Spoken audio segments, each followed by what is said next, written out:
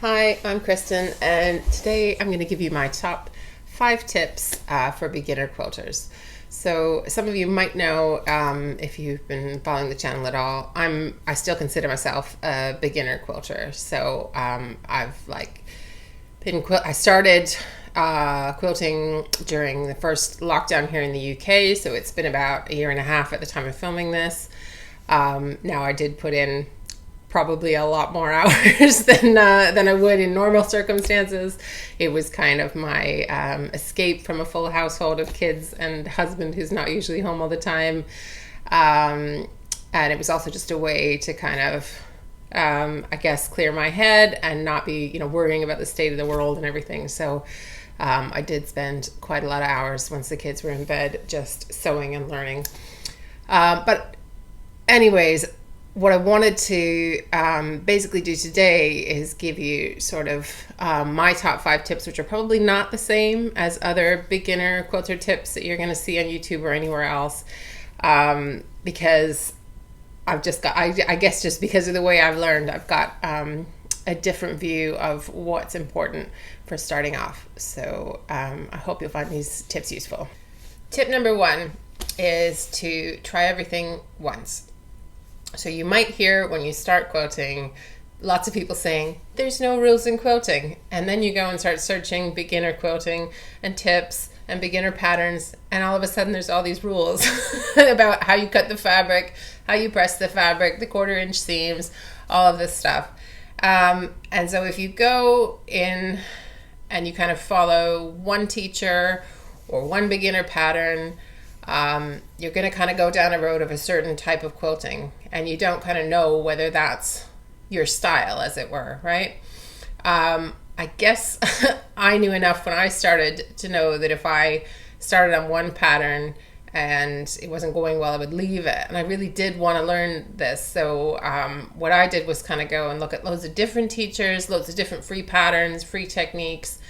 And the quilt behind me, which is, clearly a beginner's kind of hot mess of stuff, I basically decided to use some leftover fabric that I had from an upholstery project, some not quilting fabric, and try all these different block patterns and techniques and things. All these different teachers were teaching for free. All of this was for free. I didn't pay for any of the patterns for this online, to find out what I liked before I committed to doing a full pattern or a full quilt of one thing.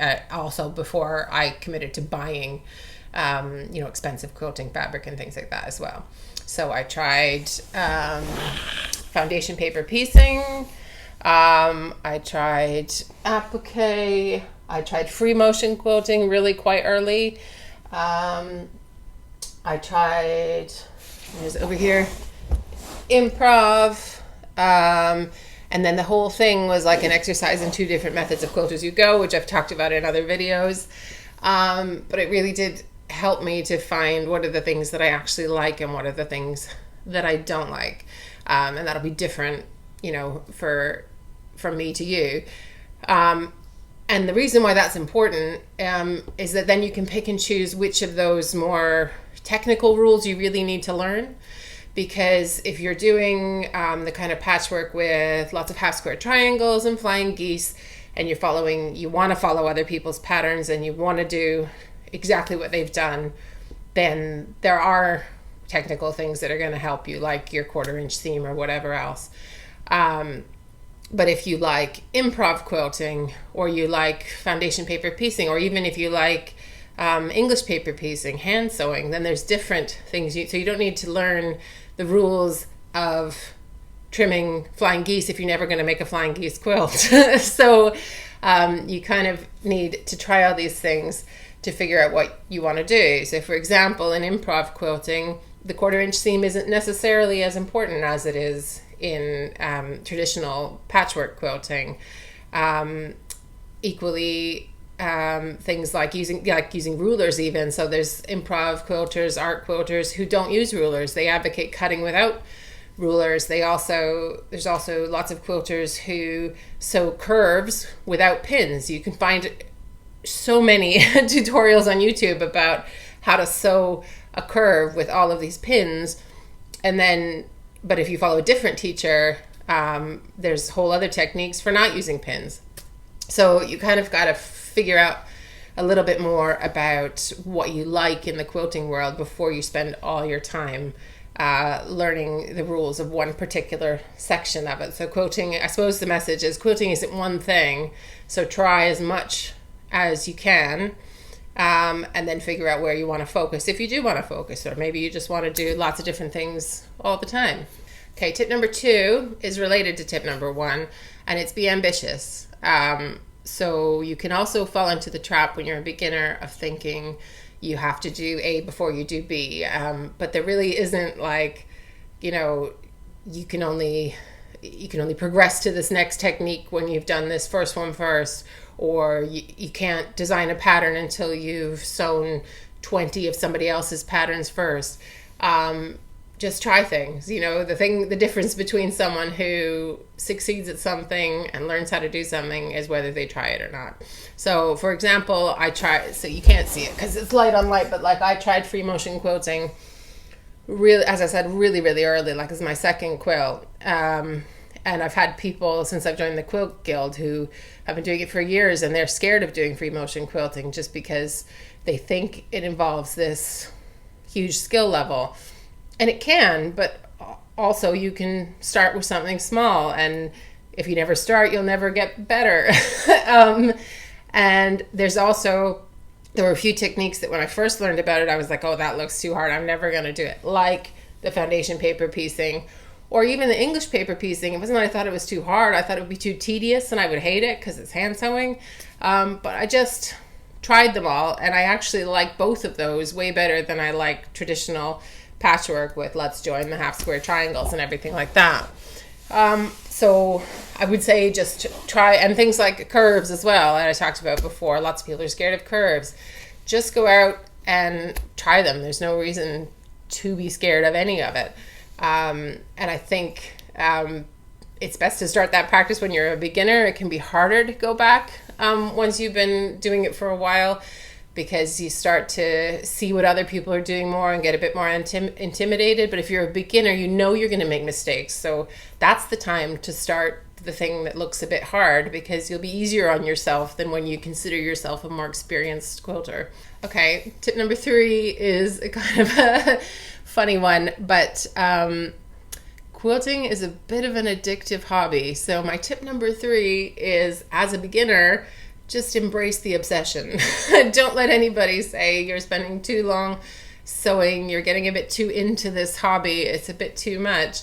Just consider it your kind of concentrated learning phase. You're going to go through kind of ebbs and flows with it, or at least I did. I was like totally into it for the first 6 or 7 months, I think, maybe even longer. And then I had a little ebb when after Christmas, after all the Christmas gifts and things like that, and I didn't know what to do, and my confidence kind of went with it for some reason. And then I slowly kind of got back into it, and now I'm obsessed again. So it's going to kind of come and go. So if you're in a phase where all you want to think about is quilting, all you want to do is practice quilting techniques, all you want to do is watch YouTube videos about quilting, just embrace it. It's not going to be forever. It's not going to be all the time, but this might be when you've got the energy and the drive to learn more new things and try new things. And then when you're feeling a bit less obsessed and and into it, then you can just be doing the things that you've learned how to do already, and it's just a little bit more of a comfortable, soothing hobby at that point.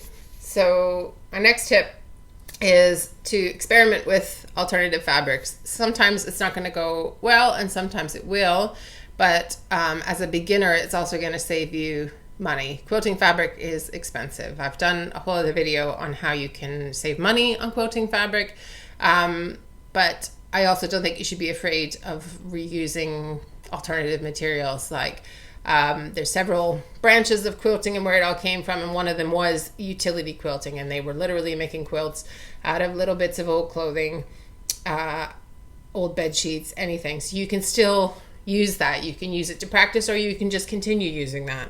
So this quilt and a couple others I have towels for batting. I often use duvet sheets for backing. I've said that in other videos. This one, as I said, the actual fabric that I used, the colored stuff, is not quilting cotton. It's much thicker. I've made denim quilts out of old jeans and things, and none of it is as hard to sew with as you think it is. The only one that's not great is like a stretch jersey kind of thing, which I did use in this and I've learned not to do. So but there's lots of other fabrics that you can use. So I would say don't think that there is a rule as a quilter that you has to be the quilting cotton that you see for sale in the quilt shops. I'm not saying don't use that either. It's lovely, and it's lovely to work with, and there's a reason people like it, but it's not the only thing out there. So just experiment and see what you like.